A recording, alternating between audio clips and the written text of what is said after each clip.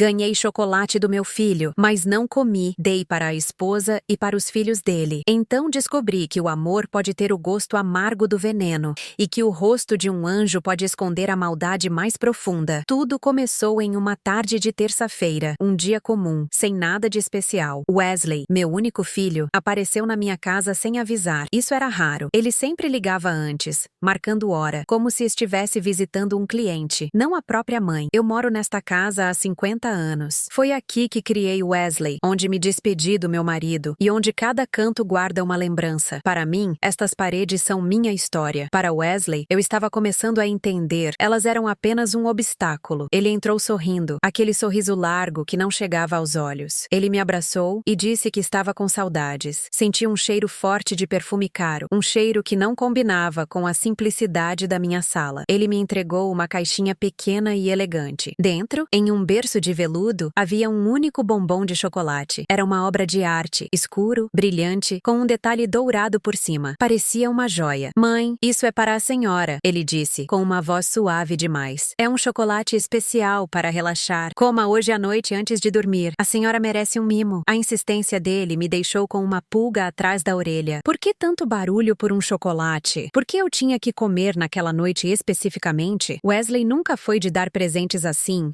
sem motivo. Seus presentes eram sempre práticos, coisas que ele achava que uma idosa precisava, como um aparelho de medir pressão ou um telefone com números grandes. Um bombom de luxo, sozinho, era estranho. Ele ficou mais um pouco, falando sobre o trabalho, sobre como a vida estava corrida. E como sempre, o assunto chegou na casa. Essa casa é tão grande para a senhora, mãe? Não se sente sozinha? Não tem medo? Pensei naquele lugar que te falei, o Golden Residence. Seria perfeito. A senhora teria amigos, atividades, segurança. Com o dinheiro da venda da casa, a senhora viveria como uma rainha e ainda sobraria para ajudar os netos. Eu ouvia o mesmo discurso há meses. Ele pintava um quadro lindo, mas eu sentia um aperto no coração. Deixar minha casa, minhas roseiras, minhas memórias. Parecia que ele queria me apagar, me colocar em uma caixa bonita e tomar conta do que era meu. Agradeci pelo chocolate e disse que comeria mais tarde, depois do jantar. Vi uma sombra de irritação passar pelo rosto dele, mas durou apenas um segundo. Ele se despediu com outro abraço apressado e foi embora. Se você se sentiu intrigado com esse começo da minha história, inscreva-se no canal para acompanhar cada novo vídeo. A verdade, por mais dolorosa que seja, precisa ser contada. Não perca nenhum detalhe do meu relato. Eu fiquei olhando para aquele bombom na mesinha de centro. Ele parecia me encarar. Havia algo errado, uma sensação ruim que eu não conseguia explicar. Meu instinto, afiado por 72 anos de vida, me dizia para ter cuidado. Foi então que a campainha tocou. Para minha surpresa e alegria,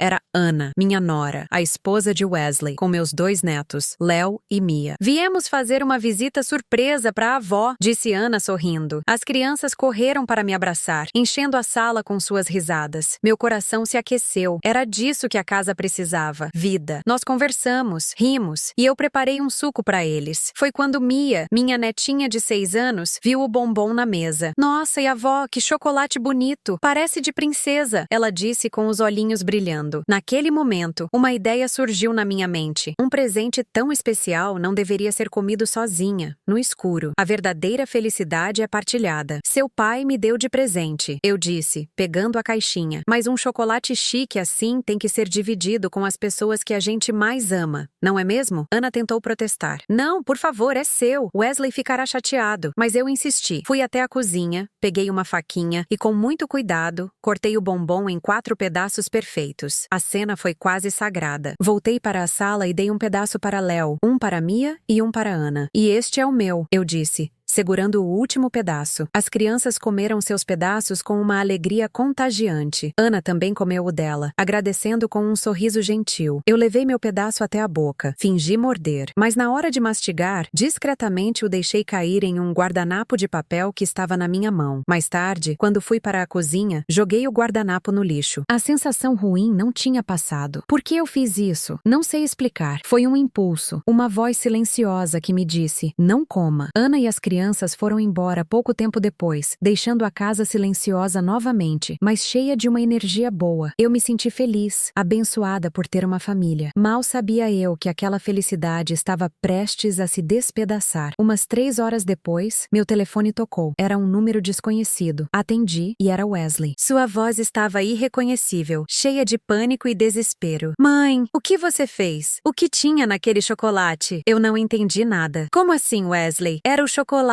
que você me deu. Ele começou a gritar. A Ana e as crianças. Eles passaram mal, estão no hospital, estão apagados, não acordam direito. O que você colocou no bombom? Meu mundo parou. Meu sangue gelou. Eu mal conseguia respirar. Eu não coloquei nada, meu filho. Eu dividi com eles. Eu dei um pedaço para cada um. Houve um silêncio mortal do outro lado da linha. Um silêncio que continha toda a verdade. Naquele instante, eu entendi tudo. O presente especial. A insistência para que eu comesse sozinha, à noite. A irritação quando eu disse que comeria depois. O veneno não estava no meu ato de dividir. Estava no presente dele. O plano dele era simples e cruel. Ele queria me drogar. No dia seguinte, eu acordaria confusa, desorientada, ou talvez nem acordasse. Seria a prova perfeita para todos de que eu estava senil, incapaz de cuidar de mim mesma. Seria fácil me interditar, me colocar em um asilo e vender a casa, pegando todo o meu dinheiro. Ele queria me apagar, me transformar em um fantasma para ficar com a minha herança. Mas o meu amor, o meu simples gesto de avó de dividir um doce com os netos, virou o jogo. A armadilha que ele preparou para mim pegou sua própria família. A vingança, que eu nunca planejei, aconteceu da forma mais irônica e dolorosa possível. Ele mesmo envenenou sua esposa e seus filhos. Fui para o hospital. Encontrei Wesley no corredor, um homem destruído. Ele não conseguia me olhar nos olhos. O médico, um senhor chamado Dr. Thomas, veio falar comigo. Ele explicou que os exames mostraram uma alta dose de um sedativo forte no sangue de Ana e das crianças. Um remédio que só se vende com receita controlada. Foi um milagre eles não terem tido uma parada respiratória, principalmente as crianças, disse o Dr. Thomas. Quem deu isso a eles? Eu olhei para Wesley, que desabou no chão, chorando como uma criança. Ali, ele confessou tudo. Confessou para mim, para os médicos e, mais tarde, para a polícia que o hospital chamou. Ele contou sobre as dívidas, sobre a ganância, sobre o plano de me declarar incapaz. Ele disse que me amava, mas que precisava do dinheiro. Que amor é esse que droga a própria mãe? Que pai coloca a vida dos filhos em risco por causa de uma casa? Ana e as crianças se recuperaram depois de 2 dias. Ela, quando soube da verdade, olhou para o marido com um desprezo que eu nunca tinha visto. O casamento deles acabou ali, naquele corredor de hospital. Wesley foi preso. O processo corre, e ele provavelmente passará muitos anos na cadeia. Eu não sinto alegria. Sinto um vazio imenso, uma tristeza profunda. Perdi meu único filho. A vingança não me trouxe paz, mas expôs a verdade. Meu gesto de amor protegeu a mim e desmascarou um monstro que eu, infelizmente, chamei de filho. E é por isso que estou aqui, contando minha história. Para que outras pessoas, talvez outras mães e avós, fiquem atentas. A ganância pode usar máscaras bonitas. Pode vir em forma de um sorriso, de um abraço ou até de um simples chocolate. Às vezes, o maior perigo não está lá fora, na rua escura, mas dentro da nossa própria casa, sentado à nossa mesa. Meu amor pelos meus netos me salvou. E no fim, foi esse mesmo amor que serviu a mais amarga das justiças. As palavras de Wesley caíram no chão do corredor como cacos de vidro. A confissão foi um som horrível, um rasgo no tecido da minha vida. A polícia chegou em minutos. Eu vi quando colocaram as algemas nos pulsos do meu filho. Os mesmos pulsos que eu segurei para ajudá-lo a dar os primeiros passos. Naquele momento,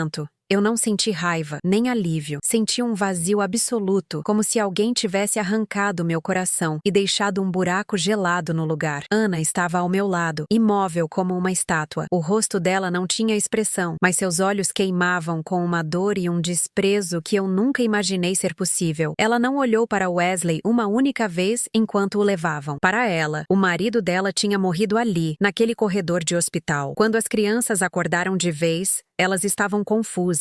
Léo, o mais velho, me perguntou: avó, por que o pai estava chorando? E por que os policiais levaram ele? O que eu poderia dizer? Como explicar a um menino de 8 anos que o herói dele, o pai dele, tentou fazer mal à própria avó por dinheiro? Eu apenas o abracei forte e disse a única verdade que importava naquele momento. O pai cometeu um erro muito, muito grande, meu amor. Mas a avó está aqui e a mãe de vocês também. Nós vamos cuidar de vocês. Ana se aproximou e nos abraçou. e nós três ficamos ali, um pequeno núcleo de família quebrado, tentando nos segurar uns nos outros. Os dias que se seguiram foram um borrão de formalidades dolorosas. Tive que ir à delegacia dar meu depoimento. Sentei-me em uma sala fria, diante de um policial gentil, e contei tudo, desde a visita estranha de Wesley até o momento em que dividi o chocolate. Cada palavra parecia uma pedra saindo da minha garganta. Ana também depôs. Ela contou sobre as dívidas de Wesley, sobre a pressão que ele vinha sofrendo no trabalho e sobre a obsessão dele com a venda da minha casa. Juntas, as nossas histórias pintaram o quadro completo da ganância que o consumiu. Ana decidiu se divorciar. Não houve discussão, não houve drama. Foi uma decisão silenciosa e firme. Uma semana depois do incidente, ela veio à minha casa para conversar. Sentamos na cozinha, o mesmo lugar onde eu tinha cortado o bombom envenenado. Eu sinto muito, Kátia, ela disse, a voz baixa. Sinto muito por não ter percebido antes. Ele falava da casa, do dinheiro. Eu achava que era só ambição. Nunca imaginei que chegaria a esse ponto. Eu segurei a mão dela. Você não tem culpa de nada, Ana. Você é tão vítima quanto eu. Ou mais.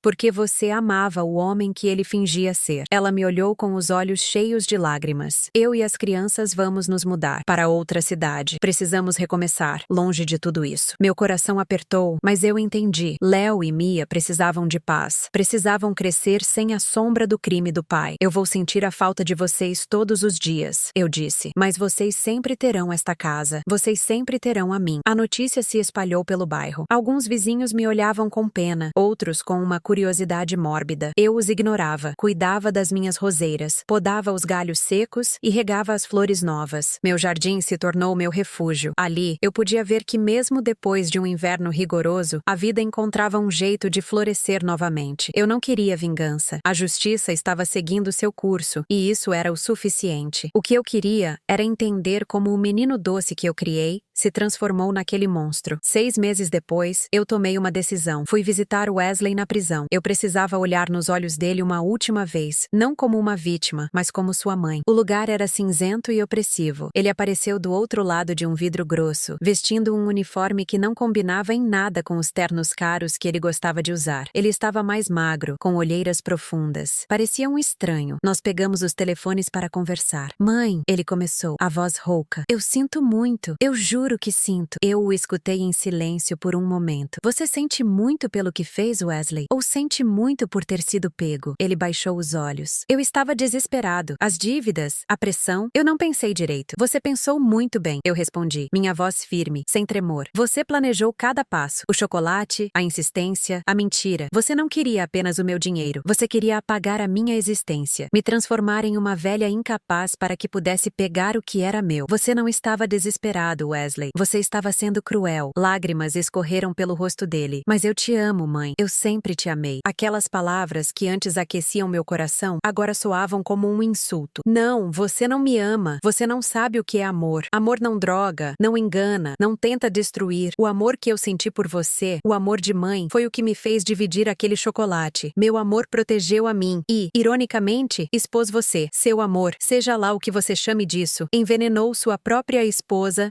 e seus próprios filhos. Agora me diga, que tipo de amor é esse? Ele não teve resposta. Apenas chorou. Um choro feio, de autopiedade. Eu o olhei por mais um instante. O menino que eu amava não estava mais ali. Talvez nunca tivesse estado. Eu me levantei. Adeus, Wesley, eu disse, e desliguei o telefone sem esperar uma resposta. Ao sair daquela prisão, eu não senti ódio nem tristeza. Senti uma estranha paz. A paz de quem fecha um livro para sempre. Eu perdi meu único filho, mas encontrei a mim mesma. Descobri uma força que não sabia que tinha. Hoje, a vida continua. Ana e as crianças me ligam por vídeo toda semana. Léo está jogando em um time de futebol e Mia está aprendendo a tocar piano. Eles são felizes e isso é tudo o que importa. Eles vêm me visitar nas férias e a casa se enche de risadas novamente. É um tipo diferente de felicidade, mais consciente, mais preciosa.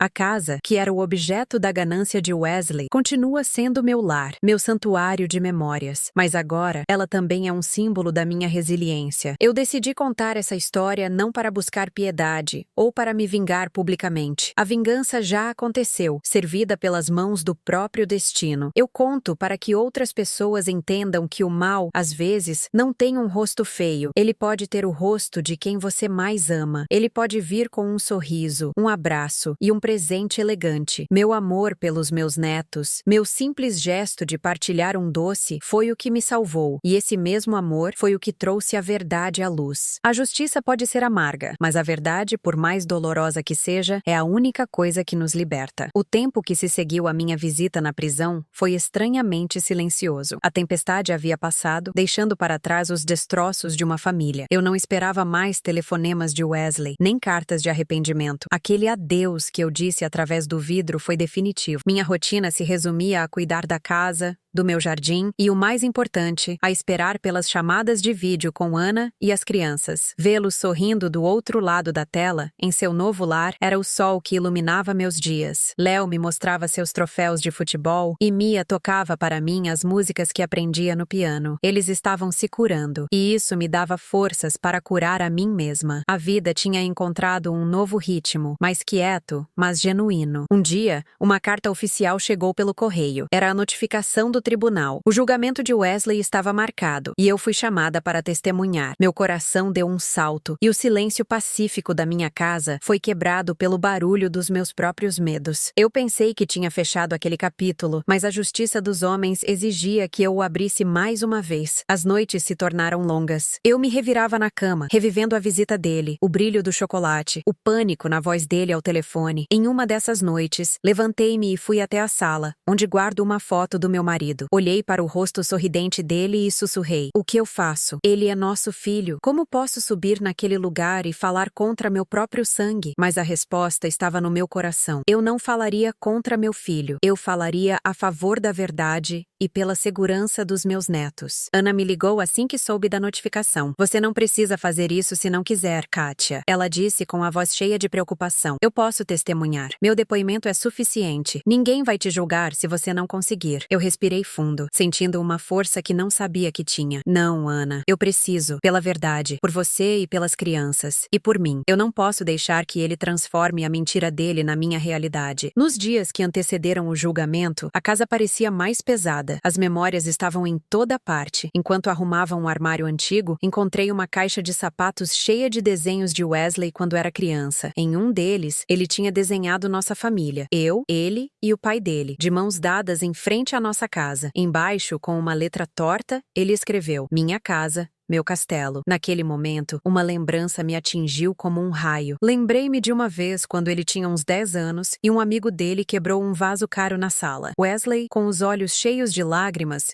imediatamente culpou o amigo. Eu acreditei nele. Mais tarde, encontrei um caco do vaso escondido debaixo da cama dele. Quando o confrontei, ele chorou e disse que ficou com medo de apanhar, que não queria me decepcionar. Eu o perdoei, pensando que era apenas um medo infantil. Agora, olhando para aquele desenho, eu via diferente. Não era medo, era o começo da manipulação. Ele já sabia como usar as lágrimas, como se fazer de vítima para conseguir o que queria. Aquele vaso não foi nada. A casa, o castelo dele, era o prêmio final. O dia do julgamento chegou frio e cinzento, como o meu estado de espírito. O tribunal era um lugar imponente, com paredes de madeira escura e um teto alto que parecia engolir o som. Sentei-me no banco, com Ana ao meu lado, segurando minha mão. Quando levaram Wesley para dentro, eu mal o reconheci. Ele não era mais o homem de negócios elegante e confiante. Estava pálido, magro, e o uniforme da prisão parecia grande demais para ele. Era uma sombra, um homem encurvado pela vergonha. Nossos olhos se cruzaram por um segundo. Vi um pedido de socorro no olhar dele, mas meu coração permaneceu imóvel. O amor de mãe que eu sentia por ele havia se transformado em uma cicatriz antiga e dolorosa. O promotor chamou meu nome. Com as pernas tremendo um pouco, caminhei até o banco das testemunhas. Jurei dizer a verdade. O promotor me fez contar a história, desde a visita de Wesley com o chocolate. Falei com a voz calma, descrevendo os fatos como aconteceram. Cada palavra era como remover um curativo de uma ferida que nunca fechava completamente. Quando terminei, o advogado de defesa de Wesley se levantou. Era um homem de aparência severa, chamado Sr. naquele. Senhora Katia, ele começou, com uma voz que tentava ser simpática, mas soava falsa. A senhora mora sozinha naquela casa grande, não é? A senhora mesma disse que às vezes se sente solitária. Eu concordei com a cabeça. E a sua idade? 72 anos. A memória às vezes nos prega peças, não é mesmo? A senhora tem certeza de que se lembra exatamente da insistência do seu filho? Não poderia ser apenas a empolgação de um filho querendo dar um presente caro para a mãe? Eu o encarei diretamente. Eu sei a diferença entre empolgação e pressão, senhor naquele. E eu sei o que meu filho disse. Minha memória está perfeitamente bem. Ele caminhou um pouco pensativo. A senhora tem um bom relacionamento com sua nora, Ana, correto? Vocês são próximas? Sim, somos, respondi, sem entender aonde ele queria chegar. Próximas o suficiente para talvez conversarem sobre os problemas financeiros de Wesley? Próximas o suficiente para se unirem contra ele, talvez por estarem desapontadas com ele como provedor? A acusação velada me deixou sem fôlego por um instante. A única pessoa que agiu contra Wesley foi ele mesmo, respondi com a voz firme. E eu só soube das dívidas dele depois que minha nora e meus netos foram parar no hospital por causa dele. Ele mudou de tática. Seu filho sempre se preocupou com a senhora. Ele queria que a senhora fosse para um lugar mais seguro, com assistência. Não é possível que a senhora tenha interpretado mal essa preocupação e talvez, em um momento de confusão, tenha imaginado todo esse plano. O sangue ferveu nas minhas veias, mas mantive a calma. Imaginar que meu filho envenenou a própria família? Que tipo de mãe imaginaria isso? Eu não imaginei o sedativo no sangue dos meus netos, confirmado pelo Dr. Thomas. Eu não imaginei a confissão dele no hospital. Eu não imaginei as dívidas de jogo que ele tinha. Eu só imaginei que tinha um filho que me amava. Nesse ponto, sim, eu estava completamente enganada. O silêncio na sala do tribunal foi absoluto. O senhor naquele não tinha mais perguntas. Voltei para o meu lugar, sentindo o olhar de Ana, cheio de orgulho. Uma funcionária do tribunal, uma mulher de olhar gentil chamada Senhora Parecia, me ofereceu um copo de água quando passei por ela. Eu sorri em agradecimento. Aquele pequeno gesto de gentileza me deu forças. Depois foi a vez de Ana. Ela subiu ao banco com uma dignidade impressionante. Foi firme e clara. Contou sobre as discussões que tinham sobre dinheiro, sobre a obsessão de Wesley pela venda da casa e como o comportamento dele havia se tornado cada vez mais distante e frio nos meses que antecederam o crime. Ela apresentou extratos bancários que mostravam o tamanho do buraco financeiro em que ele estava, revelando dívidas com agiotas que ninguém conhecia. A história dela completou o quebra-cabeça, não deixando nenhuma dúvida sobre o desespero e a ganância que o motivaram. O julgamento durou 2 dias. Eu não precisei voltar. Esperei o veredito em casa, no meu jardim. Enquanto podava minhas flores, pensei em como a vida é irônica. Wesley queria tanto aquelas paredes, aquele terreno, que estava disposto a me destruir por elas. E agora, ele estava preso entre 4 paredes de uma cela, enquanto eu estava aqui, livre, cuidando da vida que ele tentou me tirar. O telefonema de Ana veio no final da tarde. Ele foi condenado, Katia. 20 anos. Eu fechei os olhos. Não senti alegria, nem satisfação. Apenas um peso imenso sendo retirado dos meus ombros. Era o fim. A justiça tinha sido feita. Obrigada por me avisar, minha querida, eu disse. Como você está? Estou aliviada, ela respondeu. Agora podemos realmente recomeçar. Desliguei o telefone e continuei a cuidar do meu jardim. O sol estava se pondo, pintando o céu com cores de laranja e rosa. Eu não ganhei nada com a queda de Wesley. Na verdade, perdi a última esperança que talvez ainda existisse de ter meu filho de volta. Ser mãe é uma condição estranha. Você cria um ser, dá todo o seu amor e espera que ele se torne uma boa pessoa, mas você não controla as escolhas dele. Ter que testemunhar contra a pessoa que você carregou no ventre é uma dor que não tem nome. É como amputar uma parte de si mesma para salvar o resto do corpo. No dia seguinte, quando saí para pegar o jornal, uma vizinha, que mal falava comigo desde que Wesley começou a espalhar os boatos sobre minha confusão, se aproximou. Katia, ela disse hesitante. Eu li sobre o julgamento. Eu sinto muito, por tudo, por ter duvidado de você. Eu apenas assenti. A verdade sempre aparece. Eu disse, sem raiva. Não havia espaço para isso. Minha casa, que um dia foi o alvo da ganância, voltou a ser apenas o meu lar. Um lugar de paz. As risadas de Léo e Mia dia, nas chamadas de vídeo, preenchem o silêncio que antes me assustava. Eles são a prova de que o amor verdadeiro floresce, mesmo nos terrenos mais áridos. A estranheza daquele presente me perturbou profundamente. O que você faria no meu lugar? Dividiria o chocolate com seus entes queridos? Ou tentaria descobrir o motivo por trás daquele gesto incomum? Às vezes, à noite, eu ainda penso naquele bombom de chocolate. Uma coisinha tão pequena, mas que carregava tanto ódio. Meu gesto de dividi-lo não foi um plano de vingança. Foi um ato de amor, o mais puro que existe, o de uma avó por seus netos. E no final, foi esse amor que se tornou a arma mais poderosa. Ele não destruiu o mal, mas o expôs à luz. E a luz, meus amigos, é algo que os monstros não conseguem suportar. A vingança do destino foi completa. Ele queria meu dinheiro e minha casa, e agora não tem nada. Perdeu a liberdade, a família, o respeito. E eu perdi um filho que nunca realmente tive, mas ganhei a chance de viver o resto dos meus dias em paz, cercada pelo amor verdadeiro daqueles que permaneceram. E essa, no final das contas, é a maior riqueza que alguém pode ter. Eu continuo aqui, na minha casa, no meu castelo, mas agora as portas estão abertas apenas para o amor. O veneno ficou do lado de fora, para sempre. Os meses após a condenação de Wesley foram um longo suspiro de alívio. A paz que se instalou na minha casa era algo que eu não sentia há muito tempo. Era uma paz frágil no começo, como um passarinho que pousa no parapeito da janela, pronto para voar ao menor ruído. Mas aos poucos, ela se fortaleceu. Ana e as crianças se tornaram o centro do meu universo. Ela conseguiu um divórcio rápido, citando os crimes de Wesley como motivo. Ninguém contestou. Depois,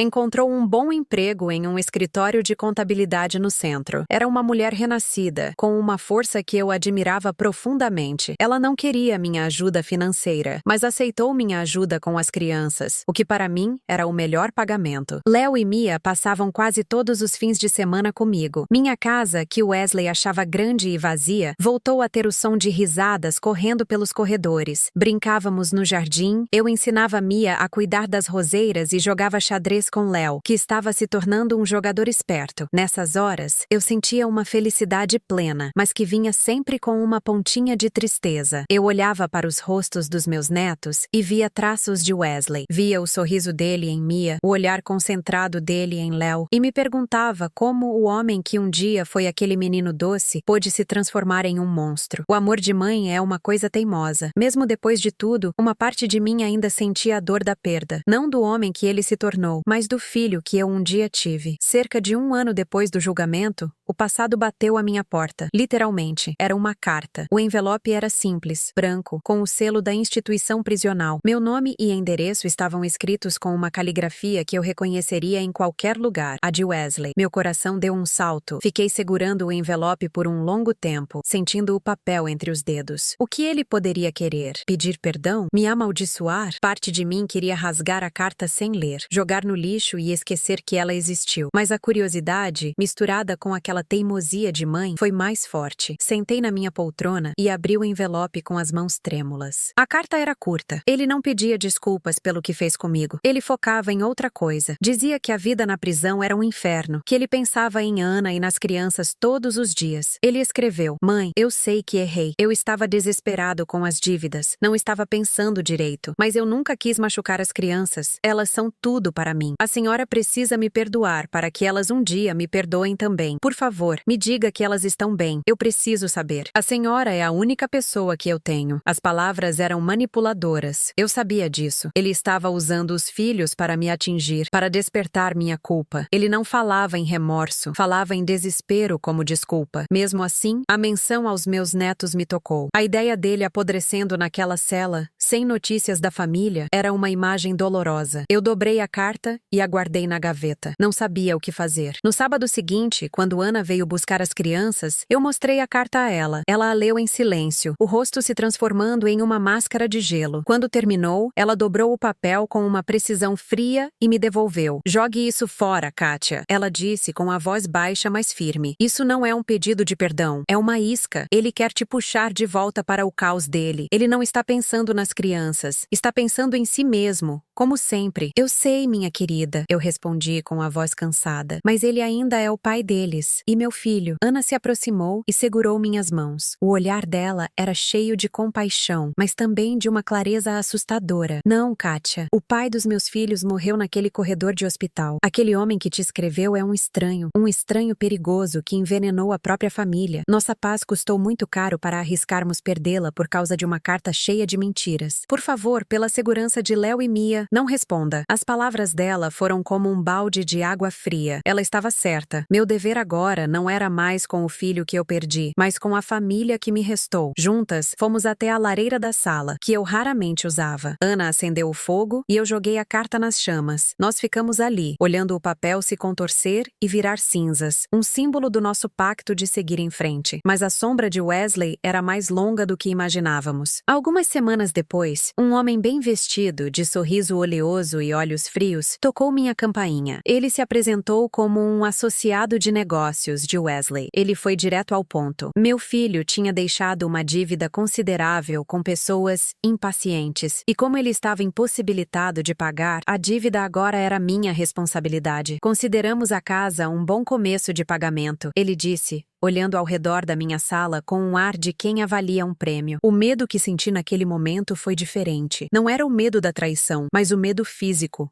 Cru. Aquele homem representava todo o mundo sombrio em que meu filho tinha se metido. Um mundo que agora estava na minha porta. Eu disse a ele que não devia nada, que as dívidas de Wesley eram dele. O homem apenas sorriu. A senhora vai mudar de ideia. Nós sabemos onde seus netos estudam. Aquela ameaça velada foi a gota d'água. O veneno de Wesley continuava a vazar para a minha vida. Naquela noite não dormi. Pensei em chamar a polícia, mas o que eu diria? Que um homem me visitou? Não havia provas. Eu me senti encurralada. Olhei para as paredes da minha casa, o objeto de tanta cobiça. Wesley quase me destruiu por ela. E agora, estranhos queriam tomá-la pelo mesmo motivo. Eu não ia permitir. Eu não ia viver com medo, olhando por cima do ombro cada vez que meus netos saíssem para a rua. No dia seguinte, tomei uma decisão. Fui até meu quarto e abri uma velha caixa de joias que ficava no fundo do meu armário. Lá dentro, envolto em veludo, estava o colar de pérolas que meu marido me deu no nosso 25º aniversário de casamento. Era a peça mais valiosa que eu possuía, não pelo dinheiro, mas pelas memórias. Tirei o colar da caixa. As pérolas estavam frias ao toque. Era um sacrifício, uma dor profunda ter que me desfazer dele, mas a segurança da minha família valia mais do que qualquer lembrança material. Liguei para o número que o homem tinha deixado. Combinei um encontro em um café no centro. Ana insistiu em ir, mas eu não deixei. Era algo que eu precisava fazer sozinha. Enfrentei o homem que parecia surpreso com minha atitude. Entreguei a ele uma caixa com o valor da dívida, que consegui vendendo o colar e usando algumas economias. Aqui está, eu disse com a voz firme, sem um pingo de tremor. Este é o último centavo que qualquer pessoa vai receber por causa de Wesley. A dívida está paga. Se eu vir você ou qualquer um dos seus amigos perto da minha casa ou da minha família de novo, eu não vou hesitar em ir à polícia com seu nome e sua descrição. Nós terminamos aqui. Ele pegou o dinheiro, contou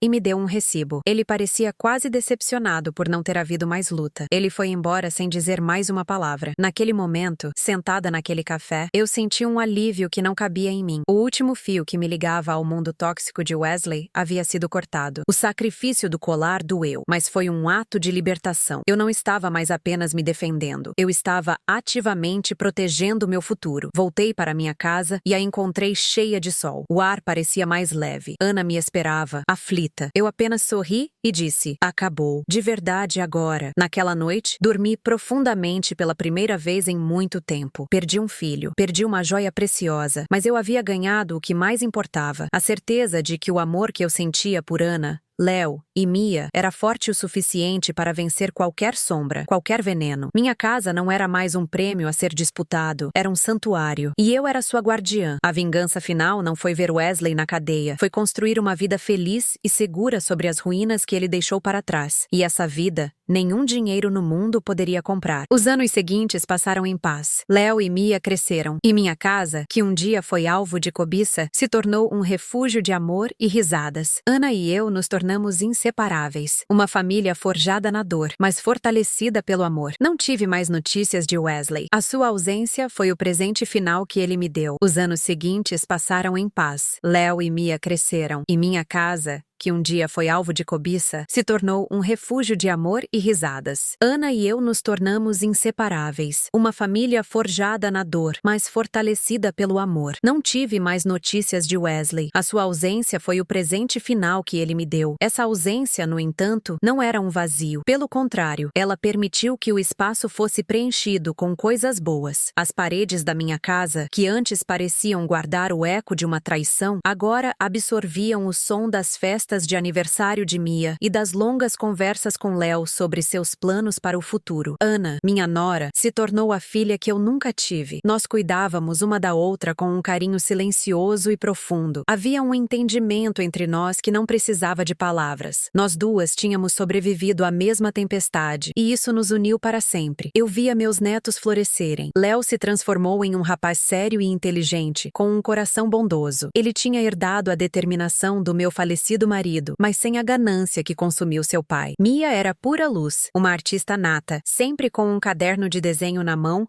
transformando meu jardim em paisagens mágicas no papel. Eles eram a prova viva de que o bem podia nascer até do solo mais envenenado. Nós éramos uma unidade, uma pequena mas forte, fortaleza de 3 gerações. Eu achava que a história de Wesley tinha sido encerrada, um capítulo doloroso que finalmente tinha terminado. Eu estava enganada. O passado nunca morre de verdade. Ele apenas adormece. 10 anos se passaram. Uma década de tranquilidade. Léo estava na faculdade, estudando para ser arquiteto, e Mia, no último ano do colégio, sonhando com uma escola de artes. Eu já estava com 82 anos, mais lenta, com mais dores nas costas, mas com o coração em paz. A felicidade era a minha rotina, até que, em uma manhã de outono, o carteiro entregou um envelope oficial. Não era uma conta, nem uma carta de amigos. Tinha o selo do sistema judicial. Meu coração, que andava tão calmo, deu um tropeço. Sentei-me à mesa da cozinha, a mesma mesa onde, anos atrás, eu tinha dividido aquele bombom amaldiçoado. Minhas mãos tremiam um pouco enquanto eu abria o envelope. Era uma notificação. Wesley, meu filho, depois de cumprir parte da sua pena, era elegível para uma audiência de liberdade condicional. A carta informava a data e a hora, e dizia que, como vítima, eu tinha o direito de estar presente e até de me manifestar. Li o documento 3 vezes, mas as palavras pareciam dançar na minha frente. Liberdade. A palavra soava como uma ameaça. A paz que eu tinha construído com tanto cuidado de repente me pareceu frágil como uma teia de aranha. Eu fiquei ali, sentada, por quase 1 hora, apenas olhando para o papel. A imagem de Wesley sendo levado algemado, que eu tinha guardado em um canto escuro da memória, voltou com uma força total. Quando Ana chegou do trabalho, ela me encontrou no mesmo lugar. Ela não precisou perguntar. Viu o envelope na mesa e meu rosto pálido. Seus ombros caíram e um suspiro cansado escapou de seus lábios. Ela pegou a carta, leu e seu rosto se fechou. A Ana gentil e sorridente desapareceu, dando lugar à mulher forte e protetora que eu conheci no corredor daquele hospital. Nem pensar, ela disse com a voz baixa e dura como pedra. Ele não vai sair. Ele não pode voltar para a vida dos meus filhos. Eu não respondi. O que eu poderia dizer? Uma parte de mim, uma parte irracional de mãe, sentia uma pontada de algo que eu não queria admitir. Mas a outra parte, a parte da avó, da mulher que quase foi apagada, sentia o mesmo medo que Ana. A notícia caiu como uma bomba na nossa casa. Naquela noite, contamos a Léo e Mia. Eles já não eram crianças. Léo tinha 18 anos. Mia, 16. Eles sabiam a história, a versão resumida que contamos quando eles tiveram idade para entender. Sabiam que o pai tinha cometido um crime, que tinha colocado a família em perigo por causa de dinheiro e que por isso estava preso, mas não conheciam os detalhes sórdidos, a premeditação, o veneno no chocolate. Nós os protegemos da parte mais feia da verdade. A reação deles foi exatamente o que eu temia. Mia, que mal se lembrava do pai, ficou em silêncio, os olhos grandes, cheios de uma curiosidade assustada. Ela nunca teve uma figura paterna, e a ideia de um pai, mesmo um pai que errou, era um fantasma que a assombrava. Léo, por outro lado, ficou tenso. Ele se lembrava mais. Lembrava do pai o levando para jogar bola, o ensinando a andar de bicicleta. Essas memórias boas estavam misturadas com a imagem confusa de policiais e de um hospital. Ele quer sair? Léo perguntou, a voz mais grave do que o normal. mal. E o que acontece se ele sair? Nada acontece. Ana respondeu imediatamente, a voz afiada. Ele não vai chegar perto de vocês. Eu não vou permitir. Mas ele é nosso pai. Mia sussurrou, quase inaudível. Talvez ele tenha mudado. As pessoas não mudam na prisão? As palavras de Mia foram como uma faca no coração de Ana. Algumas pessoas não mudam, querida. Elas só aprendem a mentir melhor, disse Ana, tentando manter a calma. O pai de vocês fez uma escolha. Ele escolheu o dinheiro em vez da família. Essa escolha tem consequências. A discussão se estendeu pela noite. Léo argumentava com uma lógica fria que me assustava. Ele dizia que todos mereciam uma segunda chance, que talvez fosse importante ouvir o que Wesley tinha a dizer. Ele falava sobre perdão, sobre seguir em frente. Mas eu via em seus olhos que não era apenas isso. Era a necessidade de um menino de entender o pai que o abandonou, de preencher o buraco que a ausência dele deixou. Ele queria respostas. Ana, por sua vez, era inflexível. Para ela, Wesley era um perigo, uma fonte de veneno que não podia, em hipótese alguma, voltar a contaminar a vida deles. Eu fiquei no meio, dividida entre a dor da minha filha de coração e a confusão dos meus netos. Aquele envelope tinha conseguido o que Wesley nunca conseguiu: plantar a semente da discórdia na nossa família. Nos dias seguintes, o clima em casa ficou pesado. Conversas eram interrompidas quando alguém entrava no cômodo. Léo passava mais tempo trancado no quarto e Mia ficou quieta e pensativa.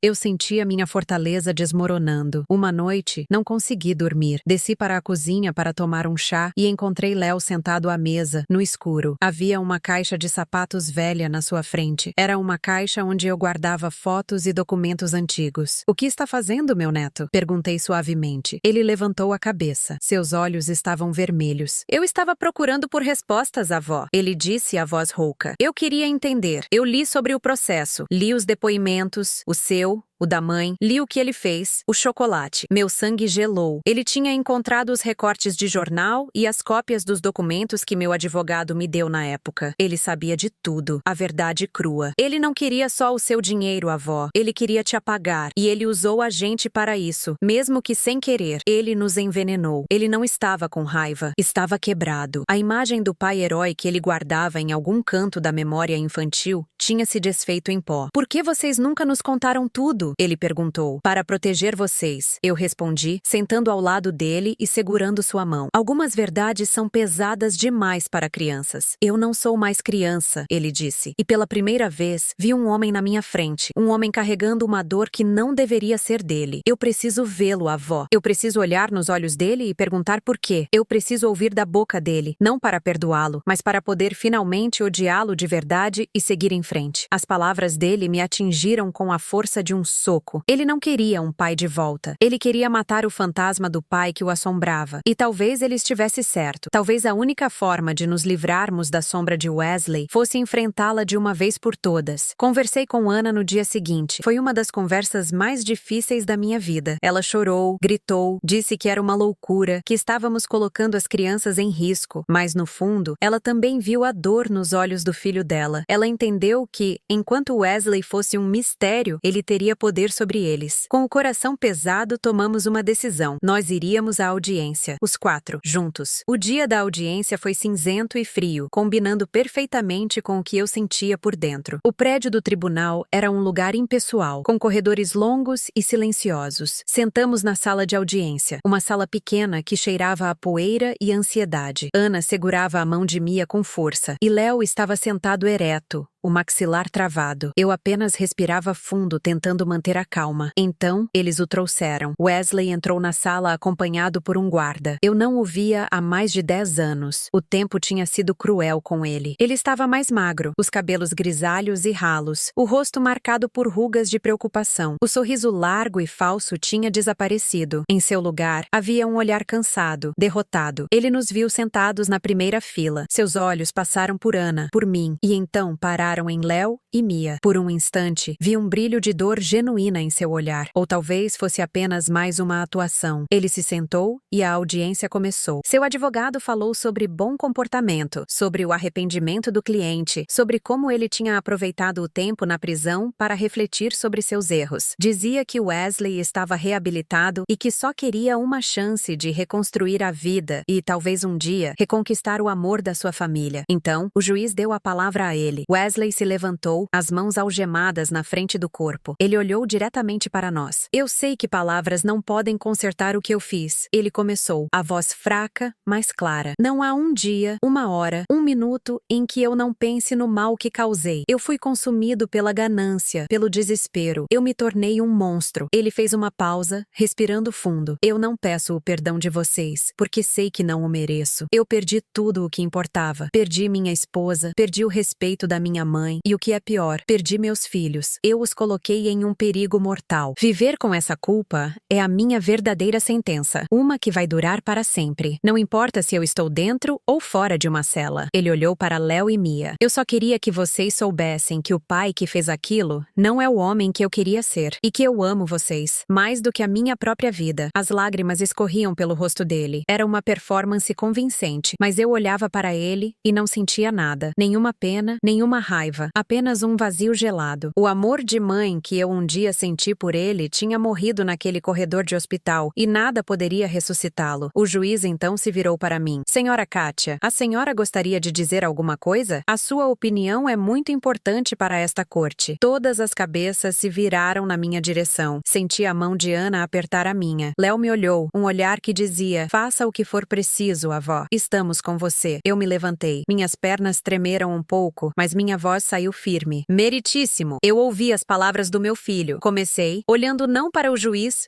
mas para Wesley. Ele fala sobre arrependimento e sobre amor. Mas o amor não se manifesta em palavras bonitas numa sala de tribunal. O amor se manifesta em ações. O amor protege. O amor não envenena. Eu respirei fundo. Meu filho não tentou apenas me incapacitar para roubar meu dinheiro. Ele, com seu ato, destruiu uma família. Ele traumatizou seus filhos. Ele forçou a esposa dele a se tornar uma fortaleza para proteger as crianças do próprio pai. A liberdade dele, meritíssimo, seria o fim da nossa paz. A paz que nós levamos 10 anos para construir sobre as ruínas que ele deixou. Eu me virei para Léo e Mia. Meus netos estão aqui hoje não porque querem o pai de volta. Eles estão aqui para encarar o homem que partiu o coração deles, para que possam finalmente fechar essa ferida. A maior prova de amor que Wesley pode dar a eles agora não é sair da prisão e tentar se aproximar. É ficar longe. É aceitar as consequências dos seus atos e nos deixar viver em paz. Se ele realmente os ama, como diz, ele entenderá que a sua ausência é a única coisa que garante a segurança e a felicidade deles. Por isso, eu peço que ele continue onde está, não por vingança, mas por proteção. Sentei-me. O silêncio na sala era total. Wesley me olhava, o rosto sem expressão. Ele não parecia surpreso. Parecia que, no fundo, ele sabia que não havia mais volta. Ana chorava em silêncio ao meu lado. Léo colocou um braço ao redor dos meus ombros. Naquele momento, eu soube que tinha feito a coisa certa. A audiência foi encerrada e a decisão seria anunciada mais tarde, mas nós já sabíamos o resultado. Saímos do tribunal e voltamos para a luz do sol. Ninguém disse uma palavra no caminho de volta para casa. O silêncio não era pesado, era um silêncio de alívio, de um ciclo que se fechava. Quando chegamos em casa, Léo me abraçou com uma força que me surpreendeu. Obrigado, avó. Ele sussurrou no meu ouvido. Eu precisava disso. Agora eu entendo. Mia também me abraçou. Eu te amo, avó. Naquela tarde, recebemos o telefonema do advogado. A liberdade condicional de Wesley foi negada. A recomendação da família teve um peso enorme na decisão. Ele continuaria